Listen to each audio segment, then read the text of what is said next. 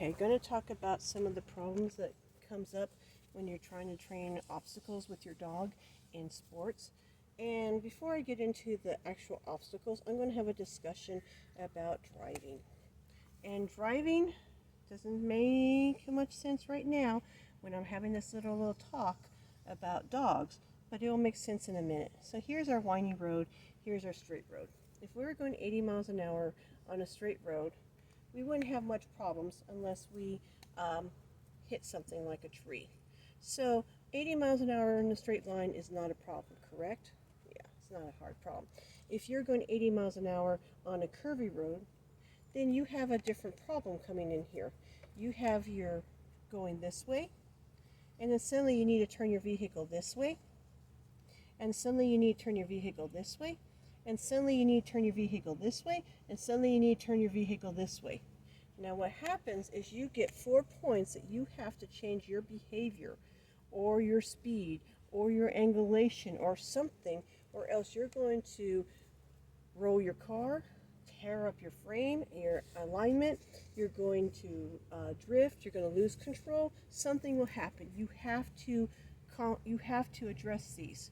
So what happens in our discussion that I'm having here is in the world of dogs, we have this thing called a dog walk. In a dog walk, you come up, go over, and you come down. It doesn't seem very hard.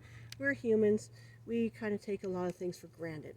So, way people do it is if you can drive 80 miles an hour with no problem, then what you do is you just start to lift it a little, and you start to show the dog how to deal with each angle. So the logic in this training is the same as you taking a person on windy roads and you showing them how to go on a straight road and then teaching them how to do this, just a little windy, and then a little bit more, and then a little bit more, and then a little bit more. And you just keep showing them more and more and more, and then finally, by trial and error, they learn how to slow themselves down without anybody telling them that when you hit that curve, you better slow down because that's going to just wipe you out. And you don't have to have trial and error, you learn. And that's fine, but not everybody really understands logic, and some people have egos, and some people get caught up in road rage and stuff, and they don't know how to follow this plan of training. This plan of training does work, but it doesn't work for all of them. And also, you have variables that separates the dogs and the people. You have the dogs like the Rottweilers and the Mastiff. They're like a semi-truck. When the semi-truck is coming around these curves and hitting these little spots here, um,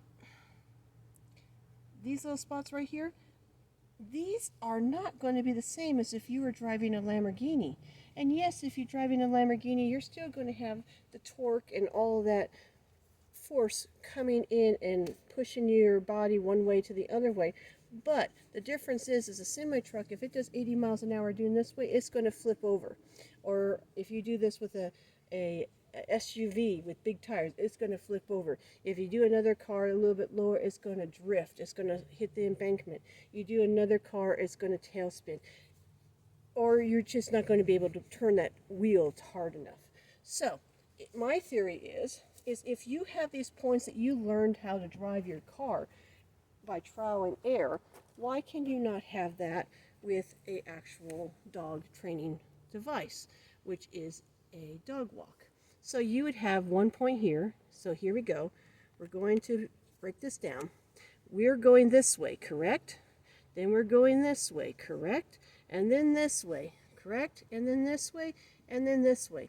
1, 2, 3, 4. Do you see the 4? 1, 2, 3, 4. Why can't we drive a dog like a car? I never know. I don't get it.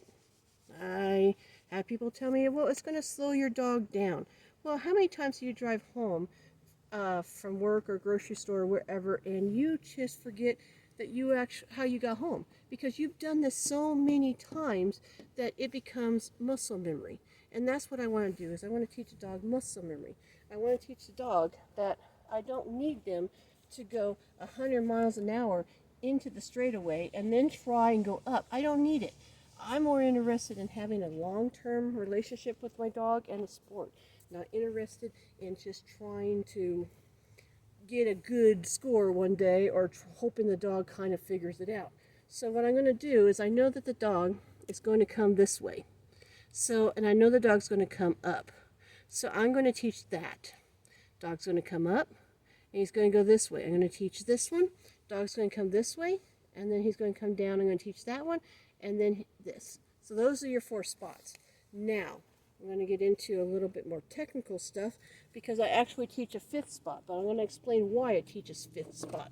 When the dog is coming in and he comes in this way and turns this way, that is a lot of like the crunch zone where the dog feels like he's going to crunch and hurt himself.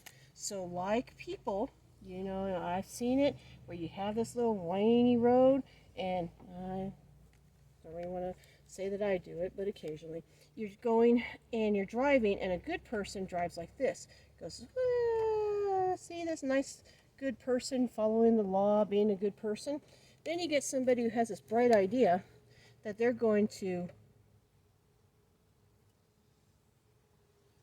have much less of a curve because they're going to kind of go use the center as a drift zone where they can not have as much angulation.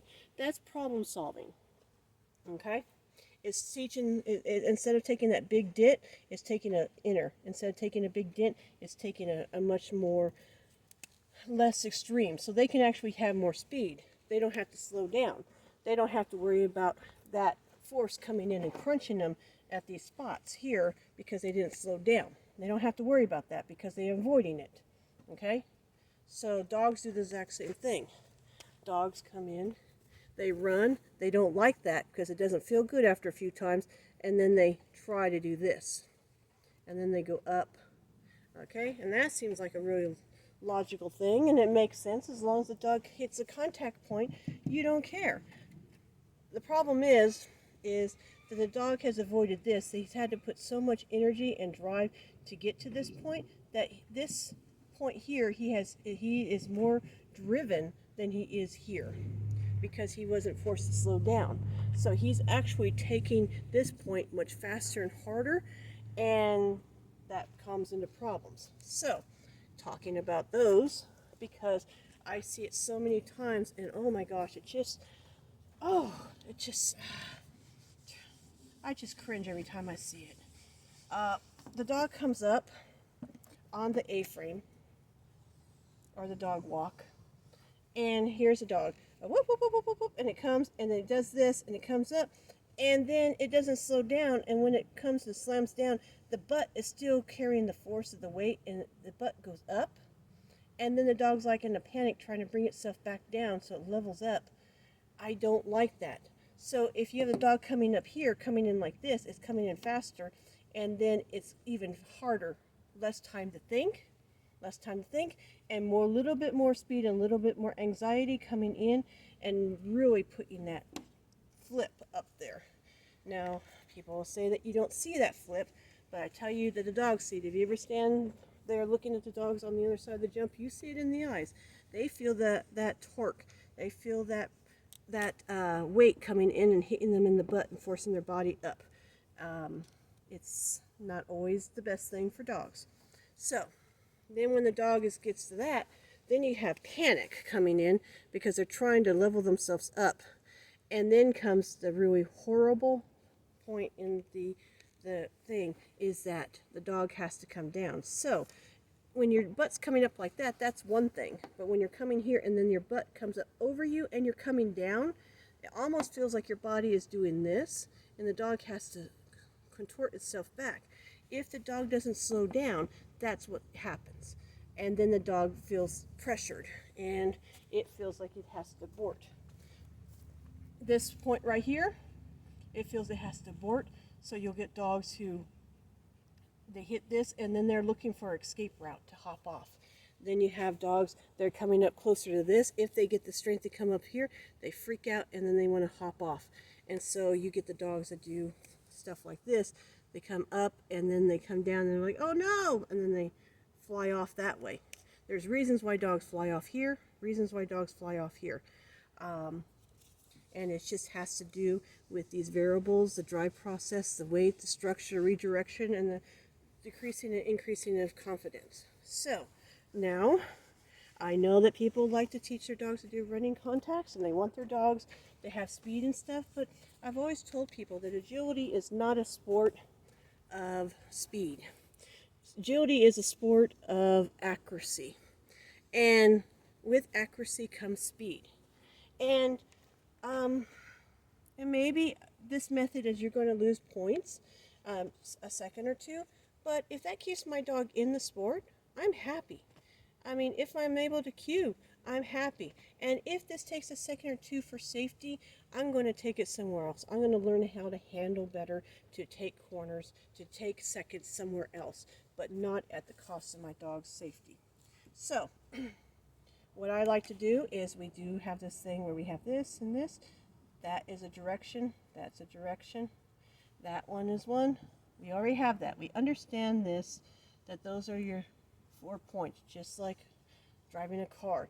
Now the problem is when the dog's coming up and going this way, when they turn that turn, when they start having worries and concerns, especially if they've fallen off of a dog walk or they have nerviness with sounds or other issues. I'd like to give my dogs something to think about. I give them a spot there. So I bring the dog in, the dog's coming in here. I have them have a touch point. I have them come in, I have them slow down, touch point, at a touch point just to keep them occupied so they're not having this distance to think about that point. Then they come over here and then they slow down so that they can look down and hit that one and then they can go.